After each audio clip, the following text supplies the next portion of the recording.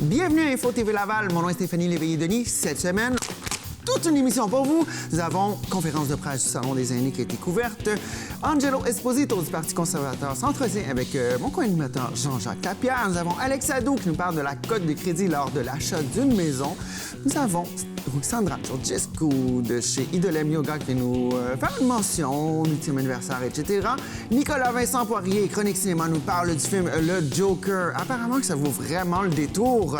Chronique sportive avec Charles Véraud, il parle de la Place Belle, combien ça a coûté, combien est-ce que ça rapporte, et il nous rapporte des nouvelles du Rocket de Laval. Et on termine ça avec la Foire de l'horreur 2. Oui, vous allez voir la face de mes nouveaux amis. Êtes-vous prêts? 4, 3, 2, 1...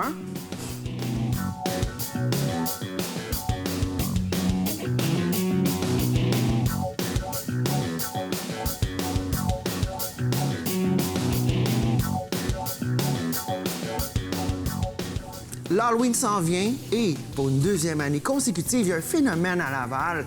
Et j'aimerais que vous accueilliez deux phénomènes, Vincent Cameron et Stéphanie Pouliot. Bienvenue sur le show. Bonjour. Écoute, moi, quand ils sont rentrés tantôt, j'ai fait le saut, j'ai fait « Oh my God! » Puis en même temps, je les trouve tellement hot, c'est super beau. Alors, la Foire de l'horreur, deuxième édition. Oui. C'est quelque chose qui a commencé par passion. Oui. Qui a grandi jusqu'au point où ce que là... On a commercialisé le produit. Commercialiser le produit. OK. Donc, premièrement, la Foire de l'horreur, c'est un parcours interactif 4D. Oui. Donc, quand on parle de 4D, c'est que l'interaction avec le public, c'est pas juste des trucs 3D, c'est qu'on Non, vraiment... le 4D, en réalité, c'est les sens. Tu as l'ouïe, le visuel, le toucher et l'odorat. D'accord. Oui. Et puis, OK, donc vous avez de l'odorat aussi. Oui, il y a mais- 11 odeurs particulières dans le parcours. OK. Oui. Et puis, donc, ça se passe du 4 octobre jusqu'au 3 novembre, inclusivement, sur l'endroit du Centropolis de Laval. Sur l'endroit, ça se dit mal, mais bon, on a tous su où c'était où. Et puis, dites-moi comment ça a commencé. Parce que là, dans la vraie vie, vous êtes un couple. Oui. Ouais. Est-ce que vous habillez comme ça pour faire du tout. l'épicerie? Pas Non? du tout. Pas encore? Non. Ça s'en vient l'année prochaine, peut-être? C'est plus le style de ma blonde, pas le mien. OK, parce que ça grandit, votre truc. Hein? Ça a parti d'un décorer votre maison pour l'Halloween. Oui, on a commencé en 2008 à faire un méga décor pour l'Halloween. Je commençais toute la fin de semaine de l'Action de grâce et les dernières années, c'était des 500-600 personnes par semaine qui passaient chez nous. Wow. Et 2014, le soir de l'Halloween, il y a eu 5000 personnes. Ça, il me semble que j'avais vu passer ça aux nouvelles, à TVA Oui. ou quelque chose. Oui. Puis que là, c'est plus juste une attraction. Hey, c'est le fun, les voisins ont fait quelque chose de le fun. Là, c'était Non, là, rendu les voisins, une ils nous grosse aimaient affaire. plus, là. Ah, les voisins ne tripaient plus. Non, Non. à 1000 de bonbons, là, ça commence à être beaucoup. OK, ouais, à 1000 du bonbon, si... OK, je peux comprendre. Et puis, ça a grandi à un point où ce que là, vous étiez comme pieds et mains liés, il fallait ouvrir la machine si on voulait continuer? Ben oui et non.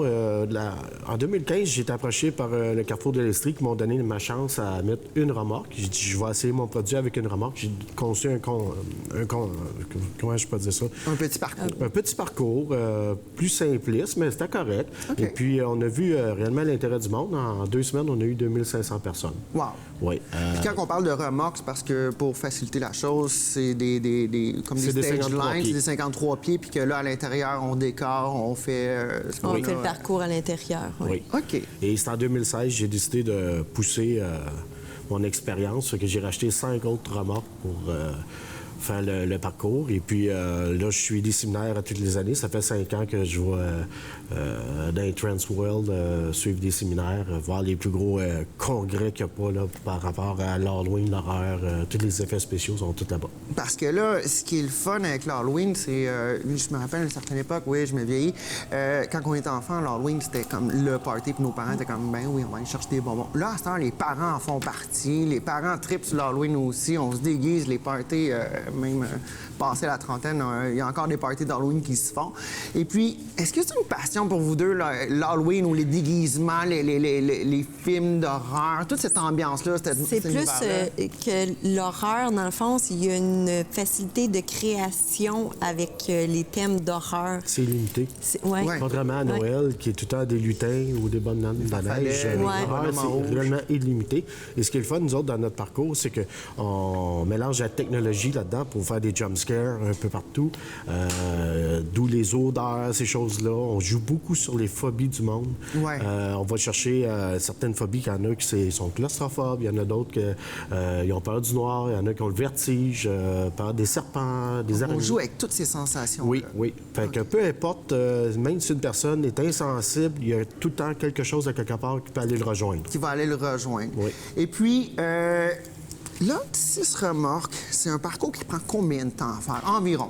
Environ. Bien, étant donné qu'on est un peu à thématique escape room, il y en a qui le font plus rapidement. Ouais. On dit c'est entre 25 et 35 minutes environ. OK. Donc, thématique escape room, donc c'est les jeux d'évasion. On est pris dans une situation, il faut se débrouiller. Dans le fond, c'est comme des petites énigmes pour pouvoir continuer à avancer dans le parcours. D'accord. C'est des énigmes qui prennent à peu près, je dirais, 1 minute. Là. OK. Tu sais, tout dépendamment, là, les gens, des fois, sont stressés, fait qu'ils osent moins ou ils réfléchissent moins rapidement. Donc, personne ne Fait va que- rester pris là pendant 3 jours. Non, non, Je vais m'en aller. Pas du tout. OK, parfait. Et puis, il y a des choses qui sont à noter, par contre, parce que c'est un des parcours les plus terrifiants au Canada. Donc, le travail de recherche, d'aller faire les conventions, d'aller voir tous les trucs, je pense que ça donne un... Ça donne un résultat. Quand on dit le plus épeurant, c'est pas du fait qu'on est extrêmement gore, c'est que les décors sont réalistes. Ouais. Quand on rentre dans un décor, on se sent réellement dans l'élément autour de nous, avec les odeurs, l'éclairage, toutes ces choses-là. C'est ça qui fait qu'on donne un côté plus réaliste et convaincant de l'expérience. Ben écoutez, à la maison, je sais pas si ça se transmet bien à la caméra, mais ici, c'est très convaincant. J'étais à 3 pieds de toi, puis je fais comme, oh my God, c'est-tu vraiment ça? Avez-vous une formation en maquillage d'effets spéciaux ou c'est juste le trip de le faire? Le trip, oui. Puis en suivant des formations, puis tout ça, à aller fouiller un peu partout, puis tout ça, ben c'est là qu'on va... YouTube, Ouais, on apprend plein de choses sur YouTube. Oui, oui, oui.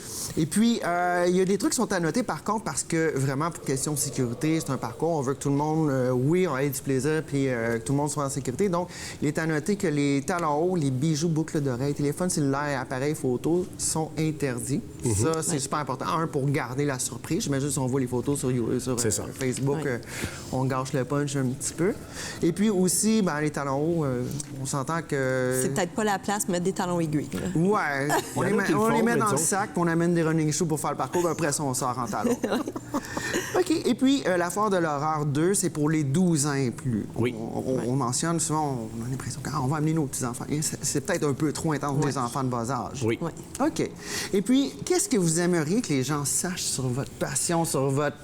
Parce que là, c'est plus que juste une passion, c'est devenu une business. Puis la 2e année consécutive, c'est rendu au point où wow, OK, c'est un événement de Centropolis. Nous, qu'est-ce qu'on veut passer le message, ce qui est un peu dommage du Québec, c'est que le monde associe l'horreur à l'Halloween. Ouais. Et l'horreur, c'est à l'année longue. Comme Tout à je dis fait. tout le temps, est-ce que vous écoutez seulement des films d'horreur à l'Halloween? Non. Non. Est-ce que les films Contrairement aux d'horreur films de Noël. sortent seulement à l'Halloween? Non. Vrai.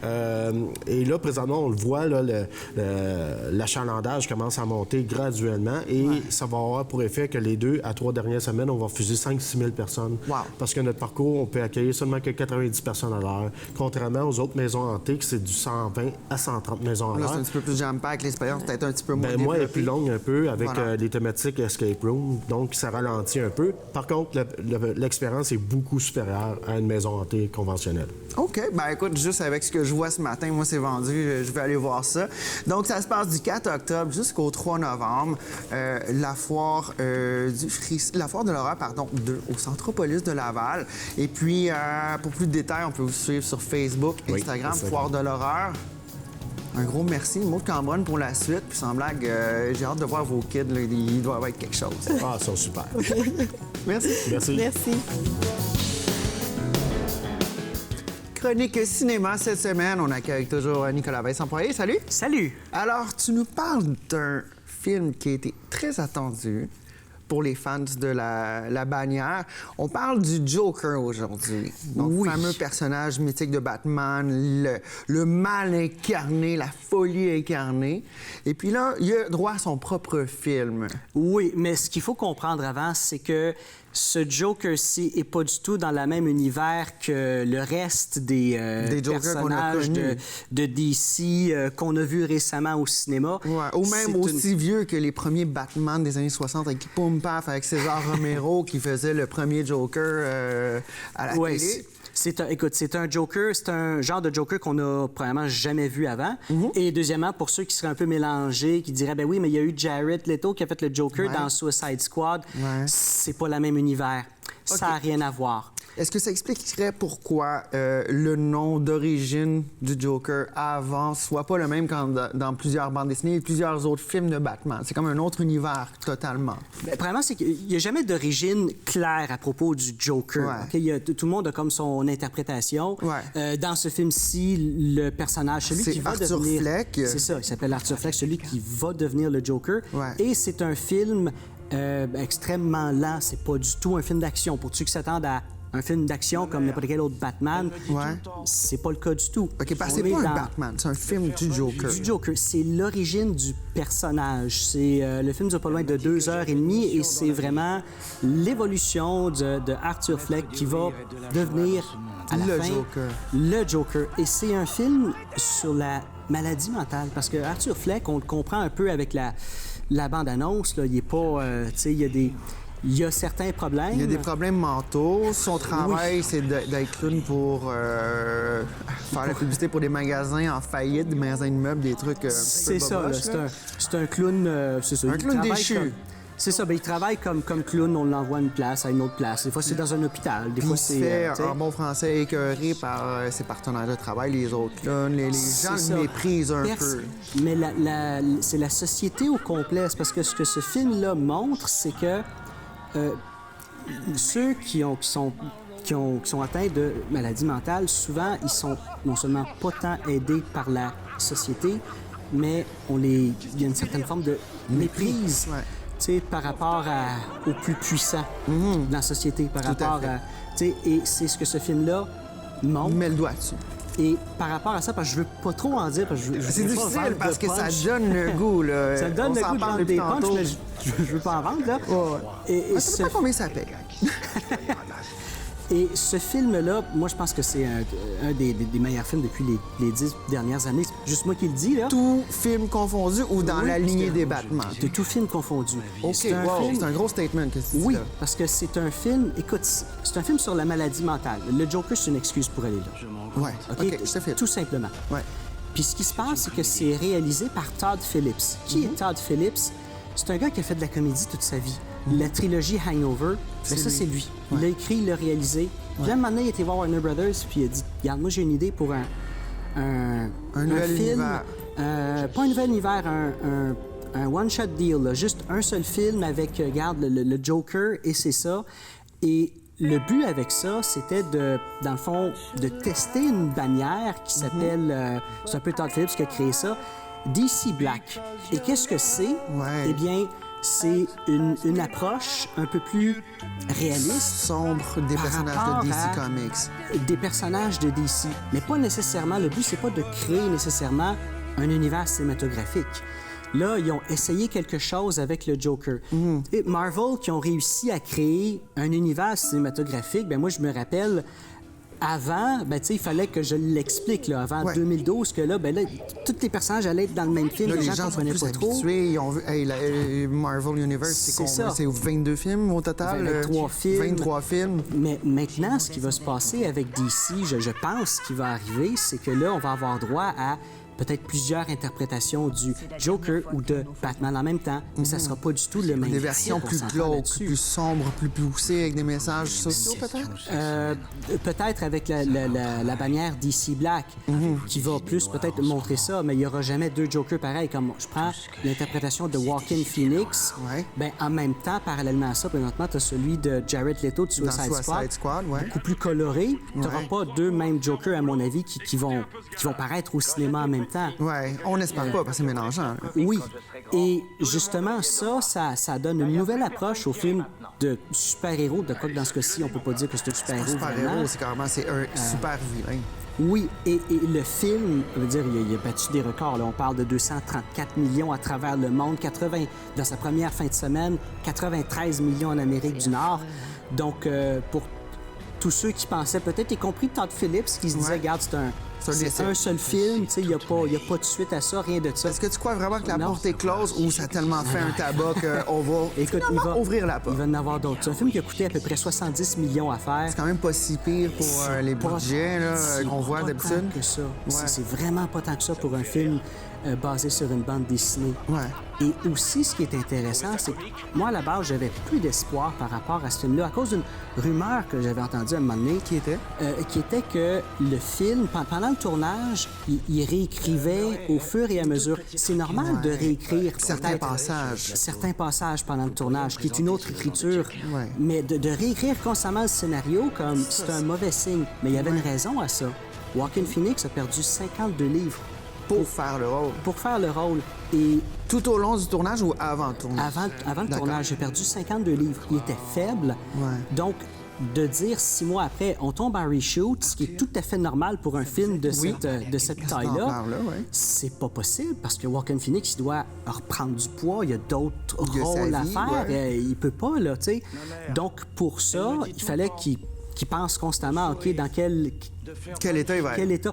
Dans quelle direction le film peut aller là? Parce que ce qui est bon sur papier, quand tu le regardes à l'écran, tu sais, si ce qui serait présenté sur papier serait exactement pareil à l'écran, ben il y aurait jamais de mauvais films. Il n'y aurait jamais de surprise. Excellent. Il y aurait, c'est ça, jamais de mauvaise surprise, mais non. De bonne.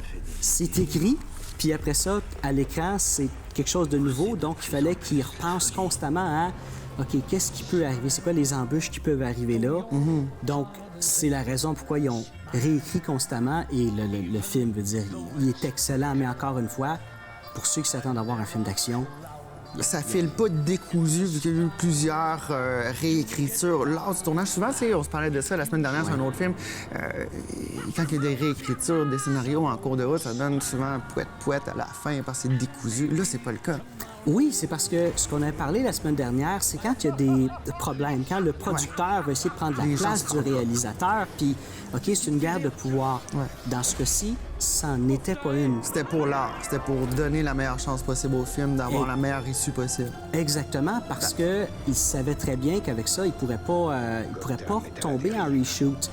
Parle-moi de la performance de Joaquin Phoenix. Qu'est-ce que tu en penses? Toi, personnellement, là, je sais que tu traites beaucoup sur le film, la mention est positive, mais au niveau des acteurs, les producteurs, qu'est-ce que tu en penses? Écoute, Joaquin Phoenix mérite un Oscar. Todd Phillips mérite un Oscar pour la réalisation du film. Écoute, ça mérite une panoplie de prix, ce film-là. OK. Donc, si toi, tu donnais des Oscars, c'est comme Make It Rain. Un Oscar pour toi. Un Oscar pour toi, un pour toi. Exactement. Parfait. Ce que je me pose comme question, c'est que là, du côté de Marvel, avec Endgame, avec entre autres Robert Downey Jr. qui a interprété Iron Man depuis 11 ans maintenant. Est-ce qu'on est capable de le recadrer ailleurs? Lui aussi mérite un Oscar pour l'ensemble de cette œuvre-là. Les Oscars, c'est très politique. C'est que moi, je me dis, vu que Robert Downey Jr., son temps est fini, ça m'étonnerait, chez Marvel, ça m'étonnerait même pas qu'il soit en compétition avec Joaquin Phoenix pour le meilleur acteur de l'année. Prédiction ici, mesdames, messieurs. Nicolas Vincent Poirier. Un dernier truc, juste avant qu'on entre en ondes, tu m'as fait la mention que les Jokers, selon les époques, représenteraient un petit peu les drogues à la mode de l'époque. Si on prend César Romero de Batman, la fameuse série des années 60, à l'époque, c'était le fameux LSD, donc il est un petit peu éclaté, il est très psychédélique. Oui, ça, c'est... Il y a un million de théories sur les c'est une théorie, on fabule, mais je la trouvais fabuleuse. Ça, c'est une théorie que... C'est pas une théorie que j'ai inventée, une théorie que j'ai vue. César Romero, c'est le LSD. On parle le Joker avec... Jack Nicholson, c'était l'époque de la cocaïne, la fin des années 80, donc il est très... ça fit avec... Oui, celui de 2008 avec Heath Ledger, c'est l'héroïne. L'héroïne, puis il est très perdu dans ses trucs. Oui, ça marche un peu. Et le dernier, pas Joaquin Phoenix, mais Jared Leto, ça serait le Crystal Meth. Écoutez, messieurs, dames, les théories sont là. Facebook, TV Laval, envoyez-nous votre théorie. Nicolas Vincent Poirier, bonne semaine. Vous pourriez me présenter sous le nom de Joker?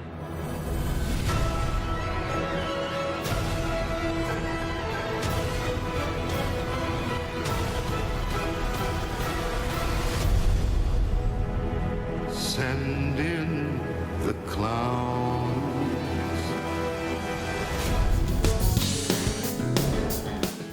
Chronique sportive avec Charles Véraud. Salut Charles. Bonjour Stéphanie. Ça va bien? Ça va bien et toi? Ouais. Écoute, moi je tiens à préciser que tu as vraiment le look d'un gars de hockey. Donc je tiens à préciser, vu qu'on est membre de la famille TVA, C'est mes vestons qui font... c'est ces vestons qui font la différence. Ouais, la coupe de cheveux. La coupe de cheveux aussi. Le matériel que tu livres à chaque à prestation. chaque parfois, oui. Et aujourd'hui, tu as du beau matériel pour nous, pour les gens de Laval. On a des bonnes ou des mauvaises nouvelles, ou des moyennes, des pas Ben, pires? ça pourrait mieux aller. On va commencer avec le Rocket de Laval, là, que le week-end dernier, c'était le week-end d'ouverture. Ouais. On le sait, là, ils entament leur 3e saison. Le Rocket qui est arrivé à Laval en 2016, on le sait, grâce à la Place Belle. Et ça facilite les tâches concernant le Canadien. Tu sais, s'il y a des joueurs qui sont rappelés, ça fait beaucoup. Ils ont juste la ligne orange à prendre. Oui, c'est ça, parce que pour les gens qui ne savent pas à la maison, le Rocket de Laval, c'est comme le club école des Canadiens qui est le club école de Montréal. Et Rouvray. Et fait saillant, là, les partisans ils ont répondu à l'appel car ça a été la plus grosse foule dans toute la ligue de hockey de la Ligue américaine qu'on appelle. Ça a été la plus grosse foule au match d'ouverture. Ils ont attiré, on parle de 9075 personnes, qui n'est pas banal là, pour la Ligue américaine. Alors ça, c'était pour le match de vendredi dernier. Ça s'est soldé par contre par une défaite. Les 2 matchs du week-end dernier contre les Monsters de Cleveland, le club école des Blue Jackets de Columbus, ça s'est soldé par une défaite. Alors, les hommes de Joël Bouchard. Mais qu'est-ce qui est différent cette année pour le Rocket? C'est que c'est la profondeur, carrément la profondeur. La profondeur du jeu? Pas du jeu, des joueurs. OK. Ça peut être des Ils sont plus émotifs? Non, c'est parce qu'on a quand même un bassin de joueurs qui, contrairement aux autres années, on le sait, le Canadien a beaucoup repêché dans les dernières années. Là, tu as Ryan Pelling, un jeune. Tu as Charles Ludon qui n'a pas fait sa place à Montréal, qui a rétrogradé. Fait que tu as beaucoup de profondeur. Il l'avait essayé sur la glace au Centre Bell, puis ça avait... n'a pas réussi à percer la formation. Alors, quand tu ne perces pas les Canadiens de Montréal, ben ça s'en va. On retourne à Alors, l'école. on a la chance d'avoir une bonne équipe. On a des vétérans comme Carl Arzner, des gros contrats. C'est des gars qui ont fait la Ligue nationale, beaucoup d'expérience. Qui terminent leur carrière. Qui terminent leur carrière. Carl Arzner, d'après moi, va terminer sa carrière dans la Ligue américaine, mais c'est une belle profondeur pour les jeunes. Un jeune qui arrive, inspirant. Quelqu'un qui a fait le travail et qui s'est rendu. Alors, Joël Bouchard a une bonne formation sous la main. Il reste à savoir qu'est-ce qu'il va faire avec ça au cours de la saison, car on le sait, les Rockets n'ont jamais connu les séries éliminatoires. Pas jusqu'à maintenant. Pas depuis qu'ils sont arrivés à Laval lors de la saison 2016-2017. Alors, c'est leur 3e saison, comme je disais. Pourraient vivre des séries ici à Laval. Pourquoi pas à Montréal et à Laval, les deux. La frénésie, La à Montréal, la Coupe Stanley, puis à Laval. Souvent, la Ligue américaine, on s'entend que c'est négligé. C'est l'équipe première qui passe avant. Souvent, parce qu'il y a des blessures. S'il arrive une blessure au courant de la saison, les Canadiens vont venir piger à Laval. Fait que Joël Bouchard a tout le temps des clubs qui peut... le prendre un joueur qui part, un joueur qui revient, un joueur qui part. Fait que c'est dur construire de la stabilité autour de ça. Alors, le Rocket est finalement commencé. Les sports d'été, on le sait, c'est fini. Mais là, la saison de hockey est à Montréal et au Québec en général et au Canada. On vibre au hockey, c'est notre sport national. Tout à fait. Puis selon toi, tu sais, tu disais, la Ligue américaine, souvent, c'est un petit peu négligé. Les gens, ils font moins attention. Est-ce que les fans de hockey, les gros fans de hockey, eux autres, ça leur dérange pas? Je veux voir du bon hockey, puis il y en a, là. Oui, c'est du bon hockey, puis ça a littéralement beaucoup changé. La Ligue nationale a changé, c'est rendu plus jeune, c'est rendu plus rapide. Alors, les jeunes, puis souvent, maintenant, vont faire ça leur dérange pas. Prenons exemple Ryan Pelling. Ryan Pelling a joué un match à Montréal la saison dernière, a marqué 4 buts contre les Maple Leafs de Toronto, mais commence la saison, va prendre de l'expérience professionnelle car il joue dans le junior majeur, mais le step est grand à la Ligue nationale. Fait que la Ligue américaine reste une ligue professionnelle. Alors, c'est bon pour se développer. Et on a Joël Bouchard. Joël Bouchard qui est une des bonnes têtes de hockey au Canada. Des bonnes mains, bon coup de patin. Oui, un ancien joueur de la Ligue nationale, Joël Bouchard, on le voit littéralement dans les pratiques avec son casque. Il fait des drills avec les joueurs. Il est très impliqué. Donc, un membre qu'on pourrait se fier dessus pour... Un très bon mentor. Très dur envers ses joueurs, mais très bon mentor. Et ça peut juste aider le Canadien de Montréal. Et c'est ici, à la Place Belle. Avant, on jouait en Ontario. Le club école a été dans les Maritimes. Mais là, on a la chance de l'avoir tout près. Fait qu'on peut observer les jeunes, les voir aller. La progression, et comme on disait l'émission dernière, c'est beaucoup moins cher. C'est beaucoup plus abordable. Une vingtaine de dollars est un billet la On a Place une soirée, Belle. puis un bon billet aussi. C'est une là. belle amphithéâtre. Oui, tout à fait. En Et puis parlant d'amphithéâtre, t'as des petites nouvelles pour moi? Oui, bien, ça a sorti dernièrement, on le sait, ça a été bâti en 2016. Combien penses-tu que ça a coûté, cet amphithéâtre-là, à la Place Belle? Nomme un chiffre, on joue un petit jeu, là. Écoute, je te dirais, ouais, comme tout a tendance à coûter plus cher que le prix initial, je connais pas le prix initial. Un chiffre. On lance un chiffre. 60 millions. 60 millions. 181,2 millions. On avait, OK, c'est dans le champ. on avait budgété pour 200 millions, ce qui est quand même rare. C'est sous... On est arrivé en dessous, ouais. Oui, c'est sous le budget. L'évaluation. Fait que c'est pas Merlot qui a construit ça. Le même livré avant la date d'échéance. On avait donné une date d'échéance. Fait que ça a été un franc succès, la Place Belle. Ouais. Et économiquement, c'est très bon pour la ville de Laval parce que ça faisait longtemps qu'on voulait une équipe professionnelle. Alors, le Canadien a décidé de mettre son club école, Donc, on le a pas un Rocket. partenariat avec, Et on bâtit un amphithéâtre pour aussi recevoir des spectacles, Ouais. des congrès. Tout à fait. On parle de restaurants autour. Oui, Et c'est en train de se développer vraiment Oui. autour de la Place Belle. C'est Oui. le centre-ville de Laval qui a Oui. été imaginé il y a aux yeux de 40-50 ans Oui. maintenant, qui est en pleine effervescence. Puis aussi, c'est que la Place Belle, les premiers concerts, on a eu de la difficulté avec le son. C'est un Oui. petit peu normal. Un petit Le peu rig n'était pas d'ajustement, nécessairement oui. balancé, mais aujourd'hui, c'est aussi nickel que quand on va Oui. au Centre Bell ou n'importe quelle grosse salle de spectacle. Le son, on est Très bien, là. accessible aussi en transport Très commun. accessible. On s'entend que ça a été un choix logique qu'ils le mettent à côté de la station Les de joueurs métro. du Canadien qui... La ligne orange, carrément. Il La embarque, ligne orange. il embarque dans le wagon. Je l'ai déjà vu, ça s'est fait. Un joueur rappelé carrément arrive avec sa poche de hockey jusqu'à Lucien Lallier, la station de métro. Ça facilite. Avant, on rappelait Ouais. un joueur, il était dans les maritimes. Est-ce qu'il va jouer à soir? vas-tu te rendre, vas-tu J'ai être des fatigué? doutes. Les vols dans les maritimes, ça décolle pas aux heures, Ouais, les non, avions. Là, les métros, c'est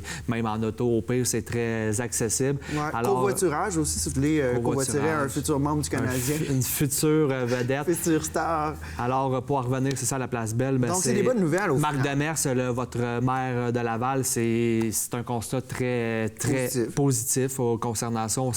On le sait, là, dans les dernières années, il y a eu des contrats, des fois, ça débordait. Ouais, il y a eu ça beaucoup débordait un petit peu. de Fait que chichis ça a ici, été là. un franc succès. Donc, on est arrivé 40 millions en dessous du budget. 20 millions. 20 millions en dessous du budget. 18,8 millions en dessous. Déjà en dessous. Et Moi, on je le m'attendais lit- à ce qu'ils me disent ça a coûté beaucoup plus cher. Beaucoup comme plus dans cher beaucoup de et choses souvent les publiques. délais sont débordés. Ouais. Là, le délai, il a été à temps, même en avance. Donc, Et on félicite l'équipe de chez Merlot. c'est pas Merlot Construction, Voilà. une belle construction pour la ville Une de belle Laval. publicité pour eux autres aussi, pour les Belle futurs publicité. contrats. Puis c'est une très belle amphithéâtre là, pour...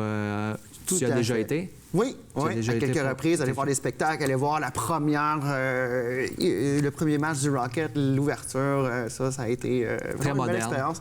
Très Écoutez, moderne. messieurs, dames, Charles Véro, chroniqueur sportif, Oui. on peut te suivre sur Facebook, Instagram, Oui, véro.charles. effectivement, oui, effectivement. Écoute, on se revoit incessamment pour d'autres nouvelles Oui, sportives. ou à la Place Belle durant une À la game. Place Belle, avec Pourquoi un bon hot pas. dog et une bière. Dans 2 semaines. Yeah. Chronique Yoga, aujourd'hui, on reçoit pour la saison Ruxandra Georgescu, ou comme j'aime le dire, Ruxandra Georgescu. Bienvenue de chez Idolem Yoga, ça va bien? Ça va bien, toi? Oui. J'ai hâte de revenir. Ben moi, j'ai hâte de te retrouver. Alors, ça a bougé beaucoup chez Idolem. Oui, Beaucoup vraiment. de choses qui ont cet été. changé. Un nouveau concept, une nouvelle rénovation. Oui, c'est beau. Et on vous garde le punch pour la fin, mais tout qu'un party, right? C'est ça qu'on a fait. On a OK. célébré.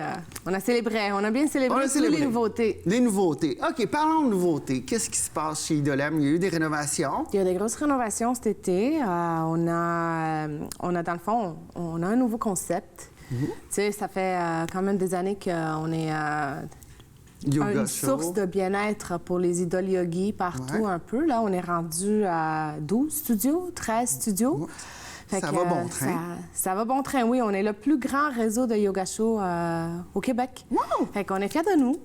Puis, fallait célébrer ça. Puis, c'est sûr que c'est en amenant des petits détails qui... Des changements, gardez ça des petits- intéressant, gardez ça exactement, hip, des gardez bons ça cours, des nouveau. bons profs. Fait qu'on développe des nouveaux trucs à chaque année. On a l'école de yoga maintenant, alors on forme nos professeurs à Saint-Martin, puis on les forme à Montréal nouvellement aussi. Puis le nouveau concept, c'est vraiment aller offrir ce bien-être-là qu'on offre depuis des années déjà Dans vos à tout le studios, monde dans ouais. nos studios, mais d'une façon plus organisée, en 5 étapes. D'accord. Comme ça, le client, il manque rien. Il est vraiment... Pourquoi? Parce qu'il y a des gens qui étaient comme, mettons, des nouveaux qui arrivaient, puis ils étaient comme un petit peu, oh, c'est gros, c'est peut-être un petit peu trop pour eux à absorber, ou c'est vraiment juste pour structurer les choses, pour que ça soit plus facile? Bien, il y a la chaleur. Ouais. Fait que le monde arrive des fois à la course, entre la garderie puis le souper, ou entre la job et la garderie et tout ça, ça court, ça vient, ça arrive en retard, tu rentres dans un cours, t'es pas réchauffé, t'as pas eu le temps de respirer, puis là, tu Là, fais ça ton fait pas cours, l'effet, puis là, là. t'es encore un petit peu pogné dans ta journée, puis tu fais ton cours, puis là, tu sors, puis il faut que tu cours. Fait que là, on dit, tout le monde, voici notre nouveau circuit. D'accord. Puis, pour vraiment avoir une belle expérience puis avoir tous les bénéfices du yoga chaud, faites ces Les 5 5 étapes-là. D'accord. Fait que t'as l'accueil, Ouais. tu t'enregistres pour ton cours. Puis après ça, maintenant, on a des thés qu'on choisit. On a un maître à thé qui fait ses thés elle-même. Hein. Puis c'est une de nos profs à CCL qui enseigne, qui forme les profs de Idolem, dans le fond. D'accord. Soussou. Et puis, Soussou. c'est elle qui fait les thés pour nous, puis elle les choisit en fonction des cours qu'on a à l'horaire. D'accord. Fait que c'est comme tu sais, les repas qui sont accompagnés par des... Par le bon vin. Le bon vin, bien, Ouais. c'est ça. C'est le cours qui est accompagné par le bon thé. Oh, Fait que si c'est des c'est cours donc bien une bonne idée. détox. Si c'est un cours détox, t'as un thé détox. Si c'est un cours actif, énergétique, t'as un thé rafraîchissant, énergétique. Si c'est un cours de yin, où c'est calme, tu relaxes, t'as un thé à la lavande, quelque chose de relaxant. Fait que C'est ça, une excellente idée, ça. le monde adore. Ben oui. Puis c'est génial, le thé, qu'est-ce que ça peut faire, la chaleur, puis surtout là, ce qui s'en vient, hein, on sait tout ce qui s'en vient. Qu'est-ce qui s'en vient? Pas le froid et la neige, mais Le non. temps de faire du yoga chaud qui s'en vient. Oh que oui, oh que oui. OK. Donc, Fait que là, ils ont le petit thé, puis pendant qu'ils prennent leur petit thé, puis ils dégustent, puis ils arrivent pour se calmer de leur journée et tout ça, ils ont l'opportunité de faire une réservation de jus frais. D'accord. Un smoothie frais qui a légumes, qui a fruits, puis qui a aussi des protéines dedans, des graines ça de calme chia, l'estomac plein quand de on trucs. court d'un bord puis de l'autre, on arrive au studio. on Ben, peut tu le se bois pas tout de suite. OK, c'est pour après? C'est pour à la fin. Fait que tu fais ta réservation, puis pendant que tu es dans ton cours, ou après, quand que tu ressors, puis toi, tu prends ta douche, puis tu es en train de te préparer pour partir, nous autres, on le prépare frais. D'accord. Comme ça, tu peux te nourrir. C'est très important de te nourrir dans les 20 minutes qui suivent ton exercice. Oui, parce que c'est très ta session exigeant. Le corps a d'exercice. besoin de remplir. C'est ça. C'est là que tu vas absorber vraiment tout, que le corps est réceptif. Fait que tu vas absorber vraiment tous les antioxydants, les protéines qu'il te faut, tous les Tout ce qui est vitamines. bon à l'intérieur. Tout ce qui est bon. Tout ce que tu devrais prendre, là, c'est... Le corps, il va Il se l'approprie tout de suite. Exactement. Fait que tu réserves ton petit jus frais, puis après ça, ben, tu vas faire ton cours. Après ton petit thé, là, t'es calme, tu relaxes, tu relaxes dans l'air d'attente. Puis dans l'air d'attente, on a mis des murs de sel himalayen qu'on a fait venir. Le sel rose Himalaya? Oui. Tu sais, les petites lampes? Oui, oui, oui, Ben, les on a lampes fait de venir sel. dans tous les studios des briques. Vraiment des briques. Des grosses briques. Des là. grosses briques comme les briques de revêtement extérieur. Ouais. Puis on a bâti des murs de ça. Oh! Dans tous nos studios. Parce que on le a sel mis- d'Himalaya, il y a une fonction énergétique. une C'est fonction- l'allothérapie. Allothérapie. Allothérapie, H-A-L-O, allothérapie. Puis c'est les minéraux du sel. C'est un petit peu comme une journée à la plage. Tu sais, tu t'en vas à la plage, Ouais. tu sens l'air de la mer Ouais, et tout ça, l'air puis ça marin, dégage tout. Ouais, tes c'est vrai. sinus, ça régularise un petit peu ta circulation, puis c'est génial pour la santé, c'est antioxydant, il y a plein de bonnes propriétés à ça. Donc Fait ça que- bénéficie pendant qu'on est dans l'air d'attente. Ça fait naturellement partie de l'atmosphère. Exact, C'est dans l'air, c'est comme ça. Exactement, parce que là, on a un mur au complet, contrairement à des lampes. Tu Ouais. vends des lampes que tu peux mettre dans ta chambre, mais là, une salle comme ça, Au complet, c'est autre chose. on est submergé dans Les cette... molécules de sel himalayen qui Exact. flottent dans l'air et qui font leurs bonnes choses. Exact.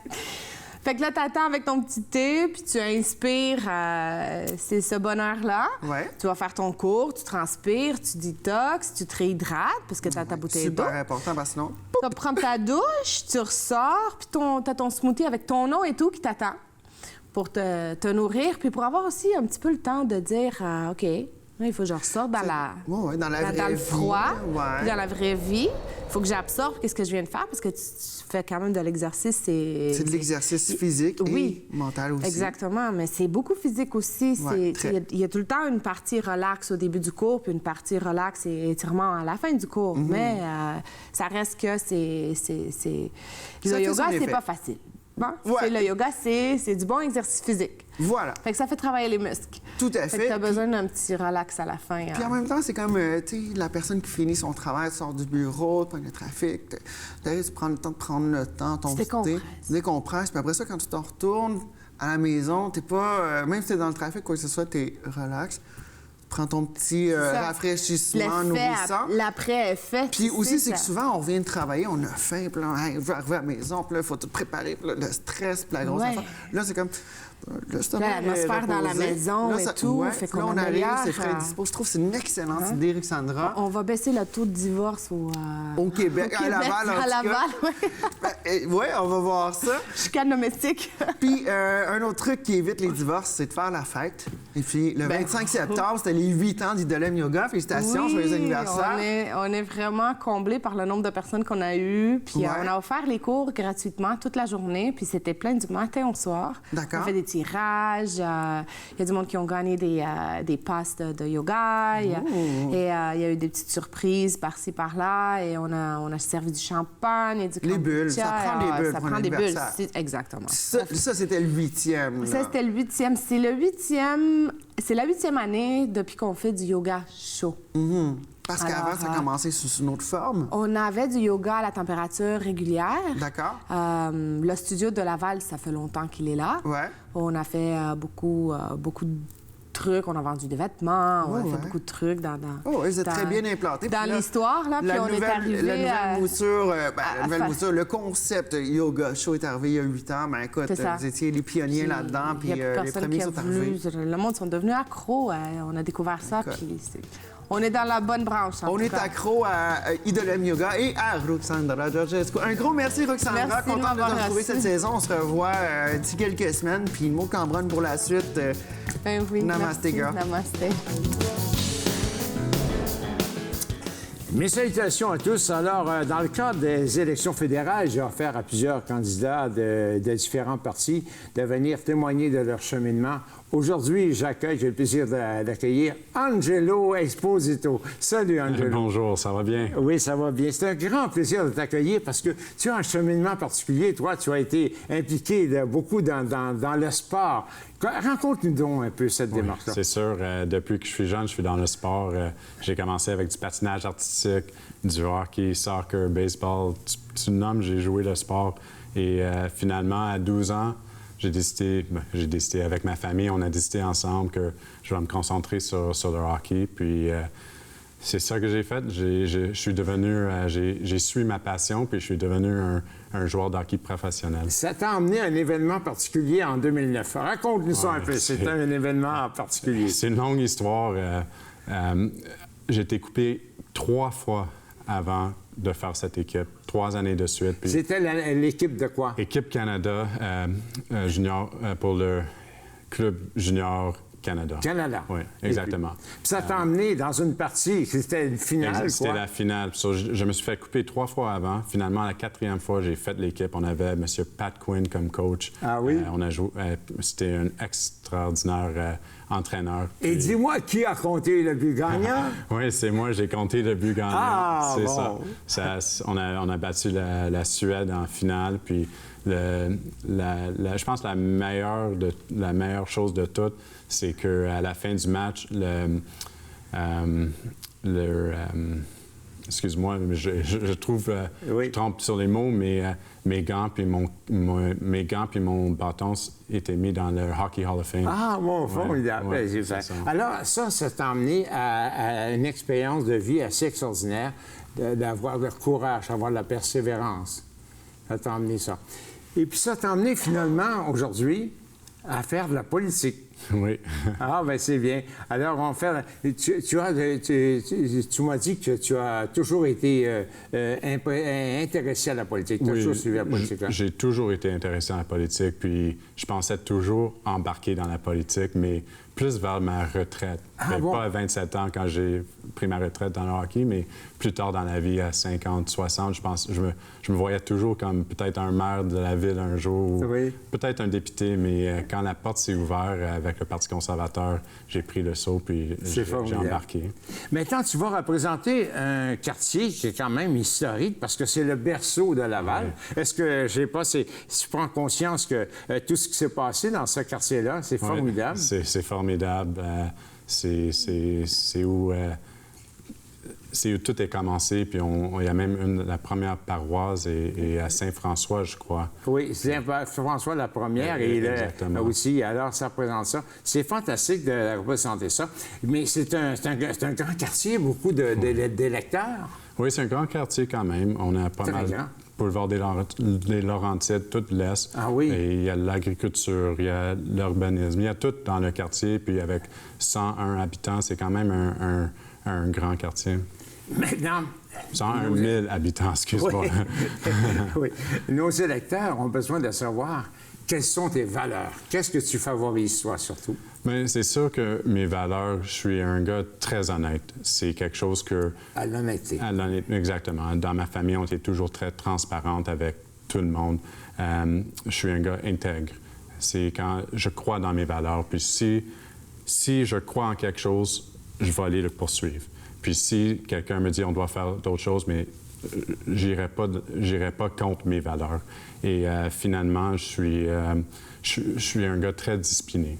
À cause du hockey, c'est sûr qu'on a besoin de la discipline. Je me souviens quand je voulais aller au cinéma avec mes amis, mais je pouvais pas parce que j'avais besoin d'aller me pratiquer au hockey.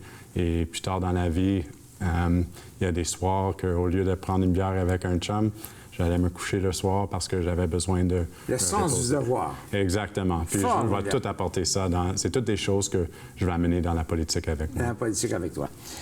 Tu as je sais que la jeunesse t'intéresse beaucoup et tu as même de savoir, de connaître l'importance de ça. Parle-nous donc un peu de tes objectifs pour ça. Oui, je travaille avec la jeunesse. J'ai arrêté de jouer au hockey, j'ai pris ma retraite, mais je m'implique dans le hockey. Un vétéran du hockey. C'est dur de lâcher quelque chose que tu aimes. C'était une passion, puis je veux que les gens trouvent leur passion aussi.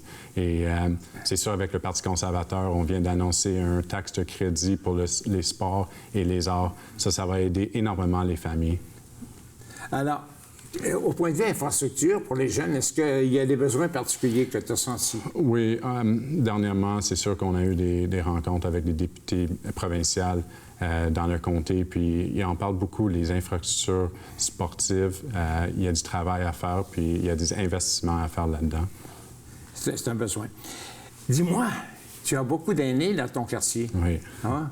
Qu'est-ce qu'on fait avec les aînés? Écoute, les aînés, c'est nos racines. On sait ça. J'ai vécu des expériences avec mes grands-parents, puis je vais être capable de protéger le système de santé, la sécurité de nos aînés. On vient d'annoncer aussi un baisse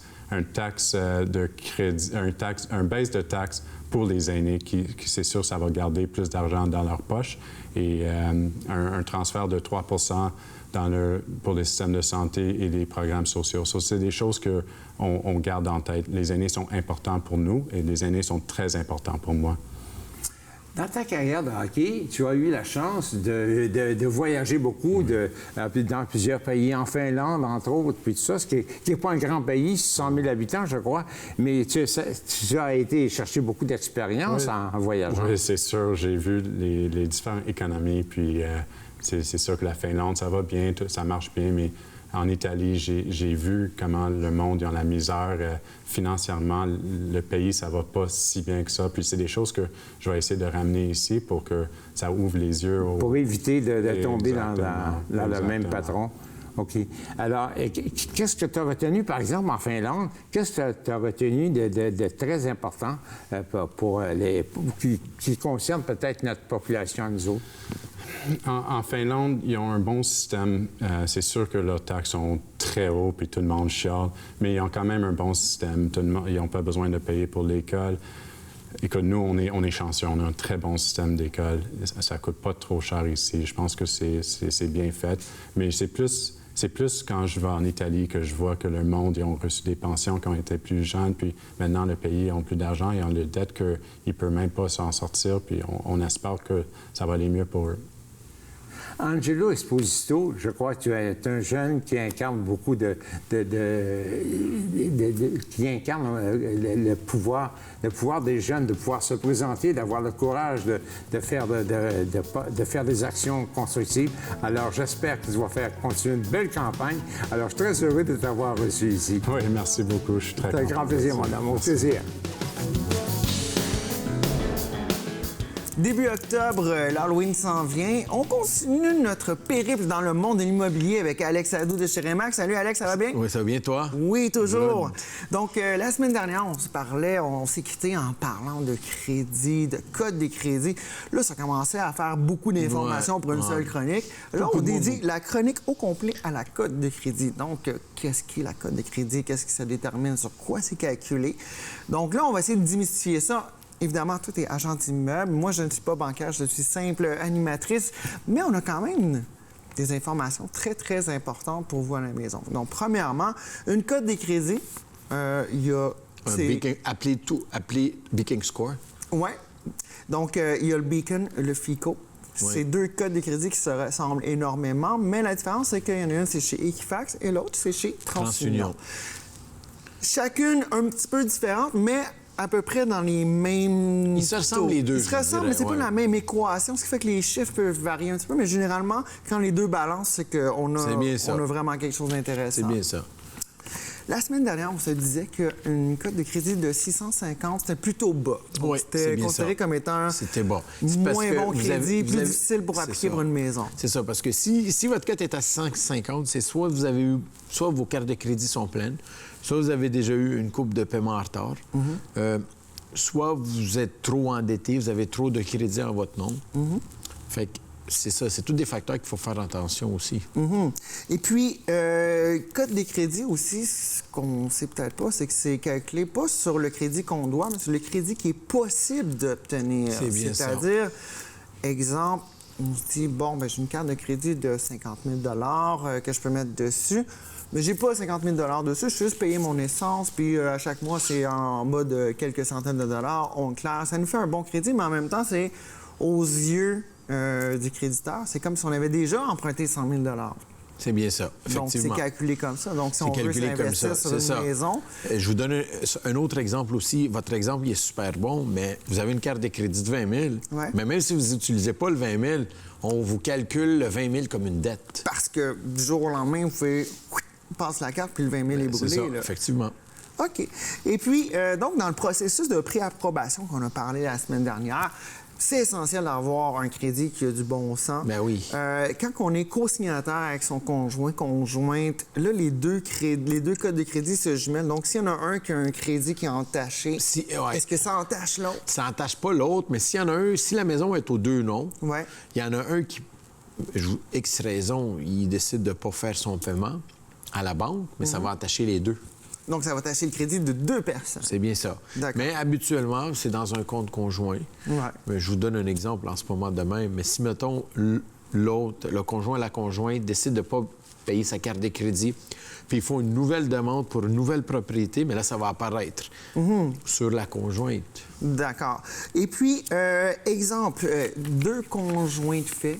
Ils ne sont pas nécessairement mariés, première maison, première propriété. On fait tout dans les règles de l'art. On se fait un wrap de REER, on fait notre vérification de crédit, on fait notre préapprobation.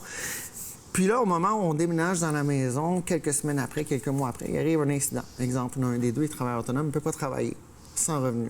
Là, on commence à rentrer dans des problèmes. Là, ça affecte la cote de crédit. Mais oui, certainement. En fait, qu'est-ce qu'il faut faire? Il faut appeler la banque puis leur dire... Il y a des programmes habituellement avec la banque. Il faut appeler la banque. Des assurances. Oui, mais pas des assurances. La banque vous dit, j'ai perdu mon emploi, X raison. Pourriez-vous me reporter, mettons, les 2 ou les 3 prochains paiements sur la fin de mon amortissement? Ça, c'est un truc que pas tout le monde connaît, mais qui est très important. Donc, à la maison, on prend note. C'est bien ça. Moi, je savais pas. C'est ça. Vous vous entendez avec la banque, vous faites une entente, puis vous dites, mettons, ce mois-là et le mois prochain ou les 3 prochains mois, j'aimerais ça que vous ne prélevez pas de mon compte puis qu'il soit prélevé à la fin. Et ça, pour ça, j'imagine qu'il faut qu'on ait déjà un crédit qui est excellent pour qu'il nous permette une deuxième sursis, si on veut. Disons qu'il ne faut pas que vous l'auriez fait une couple de fois. Il ne faut pas le faire une couple de fois. Et puis, quand on fait ça, est-ce que ça affecte notre code de crédit? Non, pas nécessairement. Vous avez pris une entente avec la banque. Donc, on a fait entente avec le créancier, donc il n'y a pas de bris de contrat, il n'y a pas de litige. C'est ça. Parce qu'eux autres, Equifax puis TransUnion, ils recueillent l'information de tous les créanciers une fois par mois. Puis c'est mis à jour une fois par mois aussi, là. D'accord. Et puis, justement, Equifax, TransUnion, lequel... Est-ce que ça fait vraiment une différence lequel on vérifie ou on vérifie les deux? Les deux, tout le temps. Moi, ce que je vous conseille, c'est de sortir votre bureau de crédit à tous les 6 mois. C'est super important, voir qu'est-ce qu'il y a dedans. D'accord. Parce que des fois, il y a des éléments que vous ne connaissez pas. Il faut les appeler, il faut envoyer une lettre, leur dire ça, c'est pas à vous, vous comprenez? Ouais, mettre à jour votre bureau de crédit, c'est super important. Fait que c'est pour ça qu'il faut le sortir à tous les 6 mois.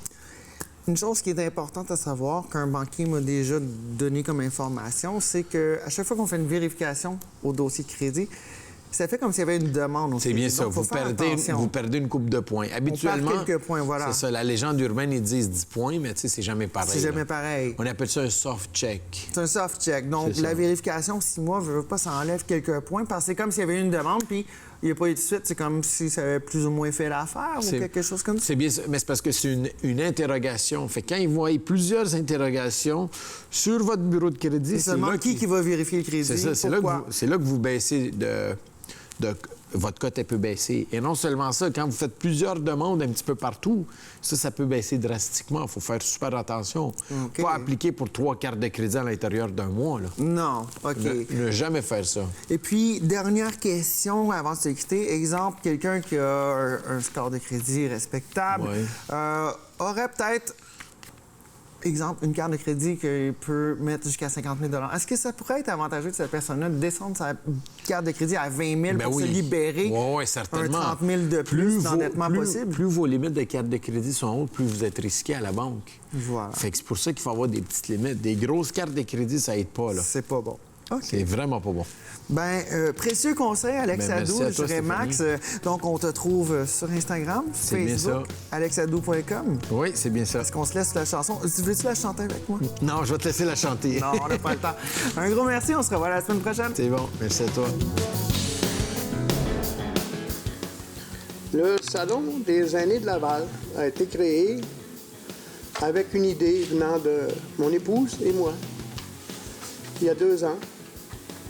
Parce qu'on se disait, bien, il y a un salon à Québec, il y a un salon à Montréal, il y a un plus petit salon à Saint-Jérôme, mais Laval, c'est quand même pas une campagne. Il faudrait bien faire quelque chose pour nous, pour les aînés de Laval, qui représentent presque entre 25 et 30 de la population. On a créé ce salon-là, qui a été un bon succès l'an dernier. On avait une centaine de kiosques, et cette année, on va en avoir 135. On a des surprises aussi qui vont vous être annoncées dans quelques instants. Puis, il faudrait profiter de ce salon-là au maximum, puis en parler. Je pense que la meilleure publicité, c'est le bouche à oreille. Quand on parle à nos amis, à nos voisins, à nos confrères de travail, c'est là qu'on peut réaliser quelque chose. Puis plus on va être de monde cette année, plus facile ce sera l'an prochain, le 16, 17 et 18 octobre 2020, au même endroit. Donc, j'aimerais inviter Mme Sandra Elelou, représentante du maire Marc Demers, à vous donner un petit mot. Alors, je veux le féliciter d'avoir réussi à prononcer mon nom, pour commencer. Alors, bon matin tout le monde. Chers dignitaires, en tant que responsable du dossier des aînés, je suis honorée d'être présente parmi vous aujourd'hui, non seulement pour représenter notre maire Marc Demers, mais également pour témoigner du lancement de la 2e édition du Salon des aînés à Laval. Depuis maintenant 5 ans, la Ville de Laval est reconnue comme une municipalité amie des aînés. Et la démarche ayant mené à cette accréditation, s'est traduite notamment par une meilleure prise en compte des besoins des aînés dans le développement des politiques et des services municipaux, de manière à mieux les accompagner et les soutenir. Je mentionne seulement à titre d'exemple l'augmentation des subventions pour le soutien à domicile et la gratuité du transport en commun offert par la STL. C'est donc pour une deuxième année consécutive que le Salon des aînés de Laval contribue au dynamisme de notre collectivité, qu'il est une excellente nouvelle pour nos aînés et qui leur permet de vivre un moment privilégié d'échange et de divertissement. À Laval, nous considérons qu'il est essentiel d'encourager la participation sociale des aînés en les aidant à demeurer actifs et en étant à l'écoute de leurs besoins. Et nous avons à cœur de leur offrir un milieu de vie stimulant, sécuritaire et épanouissant. Toutes nos actions visent à permettre aux aînés de maintenir le plus longtemps possible une grande autonomie, de faire en sorte qu'ils continuent de s'impliquer dans la vie communautaire et qu'ils puissent se déplacer à l'aide de modes de transport adaptés à leurs besoins. Le Salon des aînés encourage cette participation à la vie collective en proposant des activités favorisant les sorties, les rencontres et l'accès à la culture. Je termine donc en remerciant tous les partenaires de la Ville de Laval et surtout le comité organisateur. On sait que c'est beaucoup de travail. Merci beaucoup de votre implication. Merci pour votre précieuse collaboration et implication dans la réussite de cet événement. Merci et bon salon. On a un partenaire du tonnerre avec le Salon des aînés. On voit l'affiche qui est là, la FADOC, Région Laval. Et j'inviterai Mme André Vallée, directrice générale, à venir vous glisser un mot. FADOC Laval est fière d'être à nouveau partenaire du Salon des aînés de Laval, qui se tiendra ici même, on le dit depuis tantôt, du 18 au 20 octobre. C'est tout naturel pour notre organisation, qui regroupe plus de 16 000 membres de 50 ans et plus sur le territoire lavallois, de s'associer à cet événement et de collaborer étroitement avec ses créateurs, les deux retraités inspirants qui sont Christiane Morel et Guy Gallet. Je leur lève d'ailleurs mon chapeau de tenir à bout de bras l'organisation de cet événement en y investissant temps et énergie. Ces efforts ont déjà porté fruit puisque sa deuxième édition, le Salon des aînés de Laval, a une envergure et une visibilité impressionnantes. Félicitations. Grâce aux conférences de personnalités de renom et à la centaine de kiosques sur place, les Lavallois et les Lavalloises de 50 ans et plus seront mieux informés sur des sujets qui les intéressent et qui touchent toutes les facettes de leur vie. La programmation étoffée du salon sera aussi les divertir, tout ça gratuitement. C'est donc avec un grand plaisir que FADOC Région Laval en fera la promotion auprès de ses membres et en collaborant de façon soutenue dans les 3 jours de cet événement à ne pas manquer, que le Salon des aînés de Laval 2019 soit un grand succès. Et encore merci à M. Gallet, puis à Mme Moras. Puis, en terminant, j'aimerais ça qu'on lève une poignée de main parce que c'est réellement des retraités lavallois qui font ça. Et c'est pas tout le monde qui ferait ça.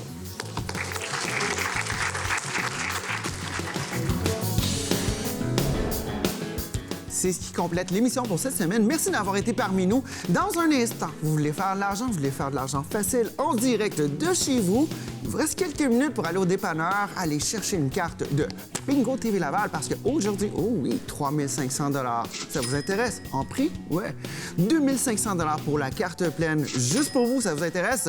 tvrl.ca pour les lieux de points de vente et ainsi que Facebook TV Laval. Mon nom est Stéphanie Léveillé-Denis. Jusqu'à la semaine prochaine. Bonne semaine.